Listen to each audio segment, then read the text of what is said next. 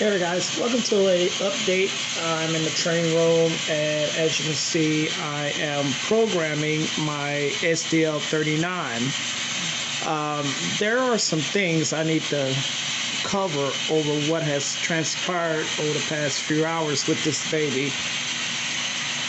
For one, I took the DC decoder out and put a DCC decoder in there, which means this is a DC decoder.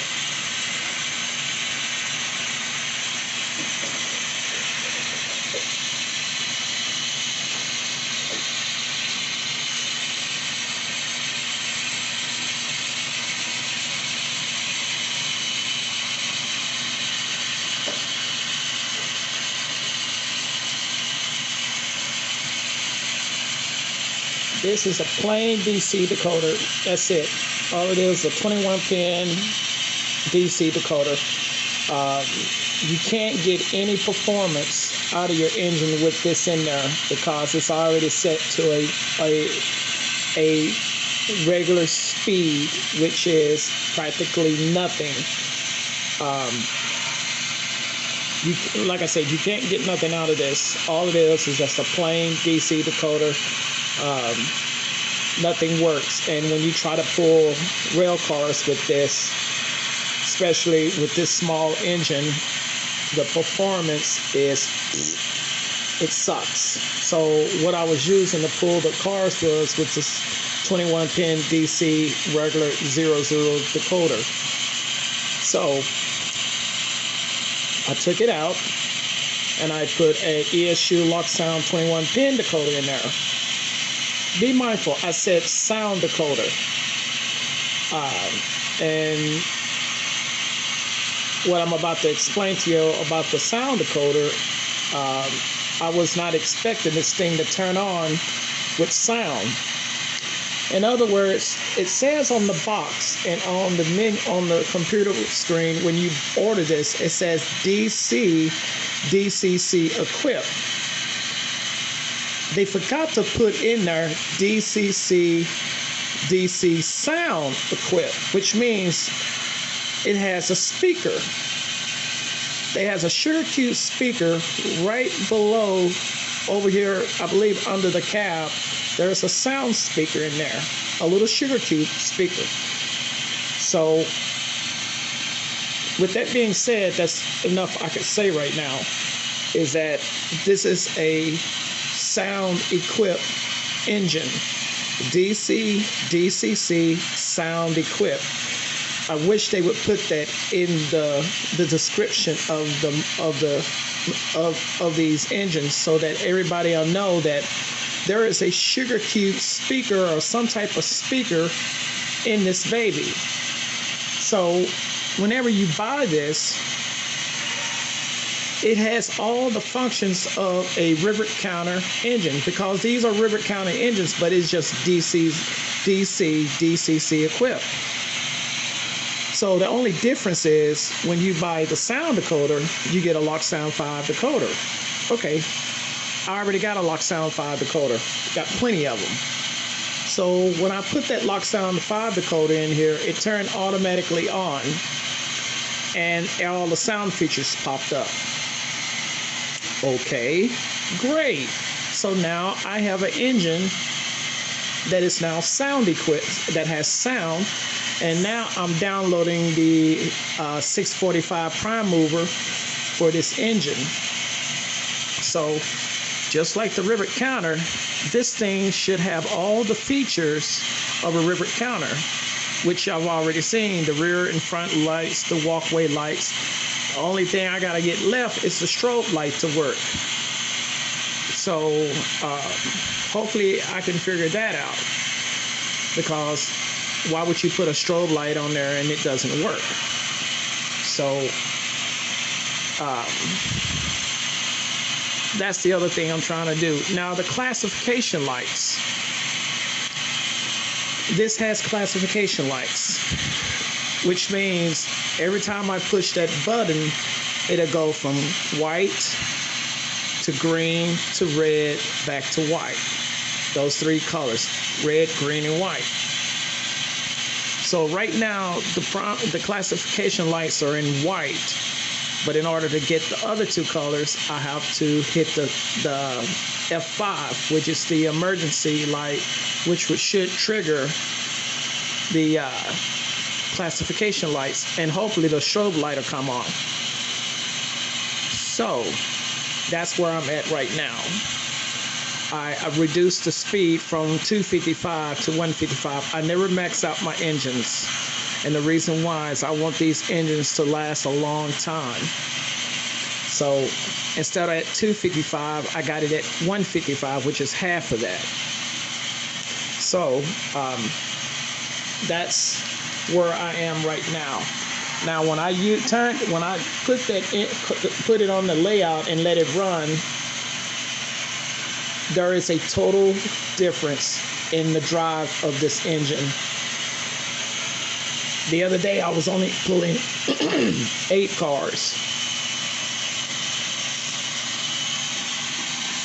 When I took the engine and put it on the layout and started adding cars, this was the train it was pulling, the Norfolk Southern. So if you like, you can count the cars, so you'll see how many cars this thing was pulling.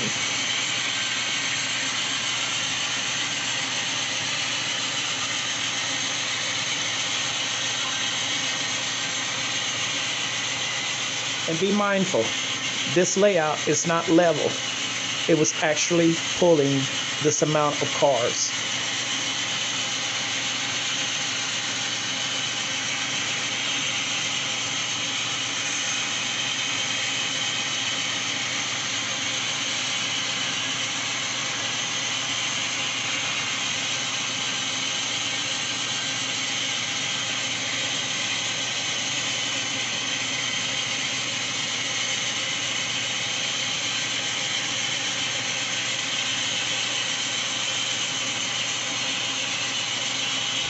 That's 20 cars.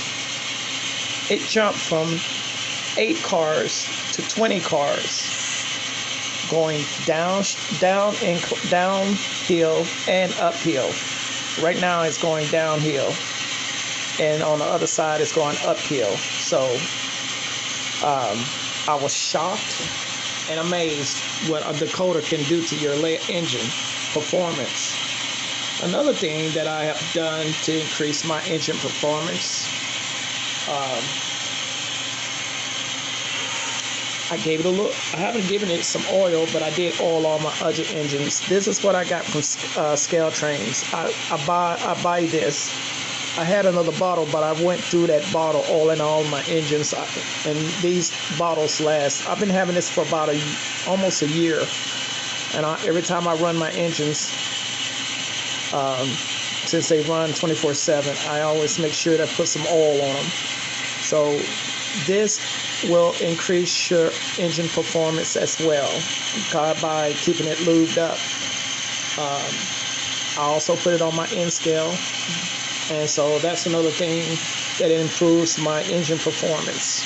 You don't have to do it every day. You do it once. I do it once or every other week. Around about every other week if I can, but I try to oil my engines, and I haven't been doing them lately, so I will be putting the lube back on them because they need the lube when they running the rate I am running them at. And another thing that I use now, and I told y'all this the other day, I would never put a liquid on my layout to clean the rails. I lied. Someone introduced me to this contact cleaner. I took this from work because I asked boss did they have some back there that I could take home, and they got like 3 cases of this shit. So I grabbed me a bottle, and what I do, I take my cloth. This is sort of like a nylon cloth. It's not a regular rag. It's a nylon cloth. This is what I clean my eyeglasses. This is what I use to clean my eyeglasses. It's not used to clean up the rails. I just take it, fold it some more, I just started folding it. Spray and wipe.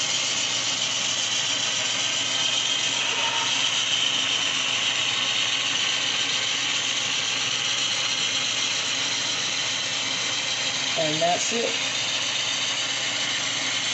And all the residue will come up.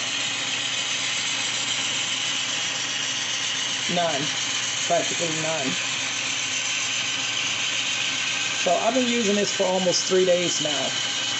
And ever since I've been using it, it has increased my track performance on my engine performance. Pretty damn good. Now there are some spots where I'm going to have to solder some rails because the contacts, the solder has came loose. So I have to go and clean those up. But all I do is do this.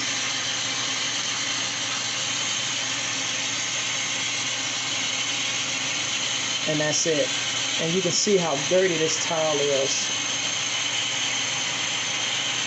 The tile is pretty damn dirty. So, and one more thing. I have a magnet on the bottom of this car because it triggers the sensor for the CTI. But I noticed that there's black residue building up around the magnet. So I have to keep this magnet clean. If not, this residue is going to build up on that magnet and then it'll get on my wheels. So I have to find myself cleaning these wheels to make sure that the residue don't build on the wheels. So that's pretty much it on that. And I did clean the end scale. The end scale tracks have been cleaned as well.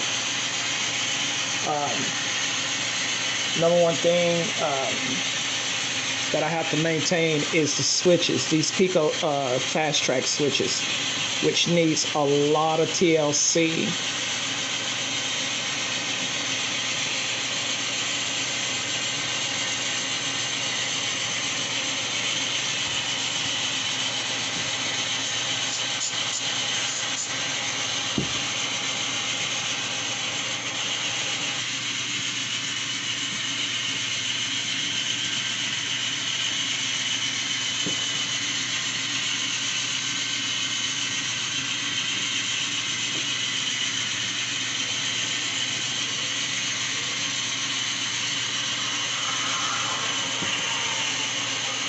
And there you have it. I've pretty much been around the whole layout with this stuff, and I gotta tell you, I love this stuff because it's, in fact, once you clean it up, it doesn't come back. It doesn't come back for a while. I mean, literally, it doesn't come back for a while. Unfortunately for me, my layout runs 24/7, so you can see how much it takes for me to keep this clean. So I am now a fan of this stuff. I really am a fan of this CRC contact cleaner, precision cleaner. Like I said, I got this from work. Boss man, if you see this, boss man, if you're watching this video, I'm getting another one. So that's pretty much on the layout. Like I said, I'm shocked about the SDL39 because it's, in fact, it has turned from a disappointment to a complete delight. So I am now satisfied with it, not because it's DCC, it has a sound speaker in it, but the decoder changed the whole dynamics of that engine within minutes of me putting it on the layout. So I am very happy about it. So, scale trains, if you're watching, I apologize for calling your engine a disappointment. I am wrong, and I fully apologize. So, for that engine to pull 20 cars, the size of that engine pulling 20 cars, going up incline and down incline, I am impressed. Mainly because I took out the decoder, the DC decoder, and put in a DCC decoder. Game changer. So in a little bit, this engine will be done downloading.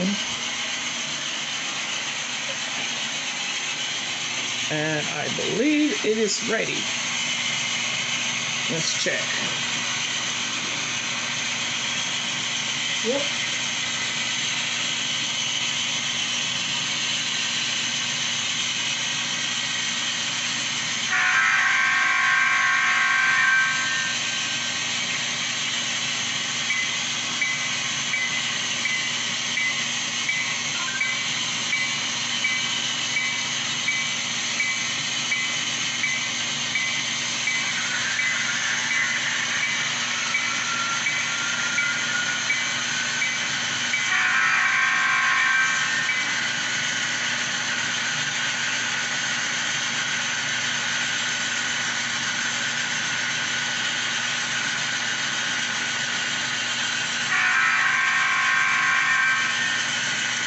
Now, one thing I'm kind of wondering is why the lights are not working.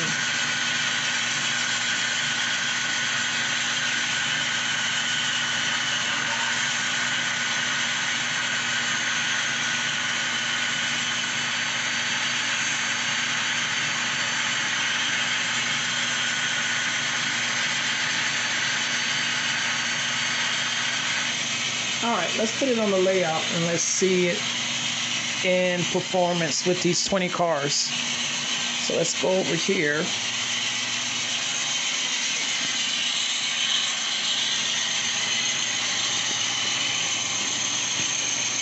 Put the camera so y'all can see everything.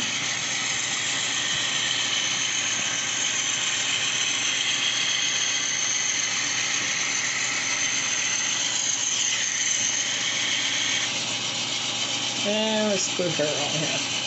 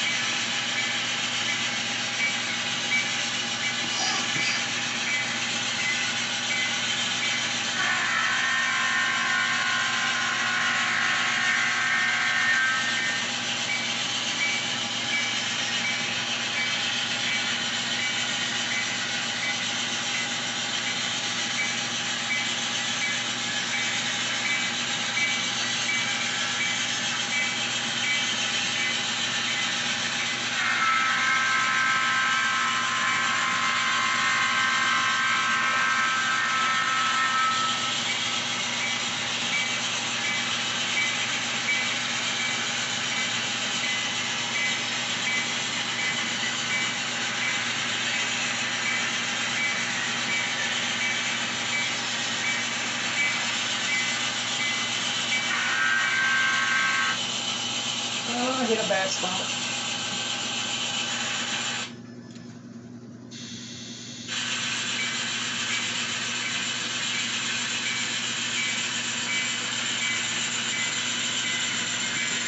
That's at 25 with a 50% power rate, 50% of power. It's not at full power, it's only at half power. I only program it to only run at 50%. So when it runs at maximum speed, it's only going 50% of the speed. So 100 would be like 50.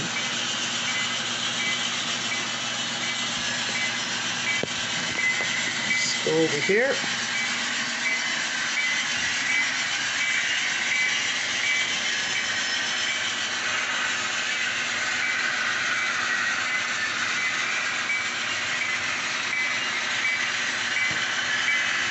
This is the peak right here. It's already uphill. We just made the summit. Now it's gonna get ready. It's on the at the top of the hill. Now it's about to go downhill.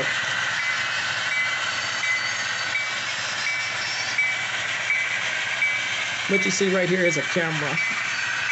That is a Choo-Choo Vision camera.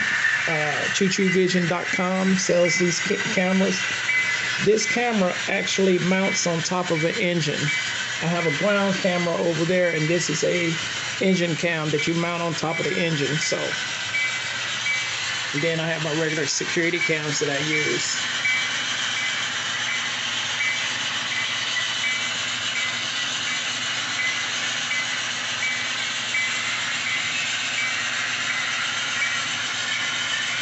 And now it just hit the bottom of the hill, so it's level.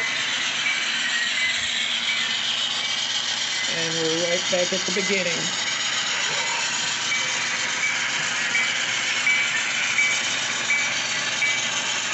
So, ladies and gentlemen, this engine is not such a disappointment after all.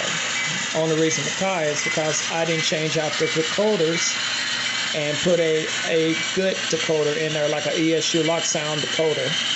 Now, the box says ESU lock sound decoders, but you're entitled to use whatever decoder you could choose on using. But for me, it's all about ESU. I've had Digitrax decoders before, and in the past, I wasn't very happy with them. So that's why I'm using all of my engines will have ESU lock sound decoders. So scale trains, I apologize for calling your engine a piece of crap. It's not such a piece of crap. It's pretty damn good to be pulling this 20 cars with a decoder. So to everybody who was watching this, who loves scale trains, please accept my apology. I am a scale train lover as well. I love my engines. Only problem is they're just too expensive now. And if I can find an engine that's a little bit reasonable, I'm going to go that route. And that's what I did. I went with Atherton Roundhouses, which is those engines down there. And that Atlas, that was a gift to me. So one thing about this Atherton Roundhouse is it came with a decoder, but I accidentally popped the decoder yesterday trying to program it. So I have to get another one. And this one, it has a DC decoder in it. It's just regular DC for right now, but it still runs on DC. And that is an Atlas engine that was given to me for a gift, Christmas gift. So, am I pleased with Atherton Roundhouse engines? Very, very, very much. I like them. They are a low cost, very effective service engine. So what can I say? So let me get off of here and get ready to go back live. You can always catch me there live. I'm going to try to do some switching tonight. So until then, thank y'all for watching, and I hope y'all had a great weekend.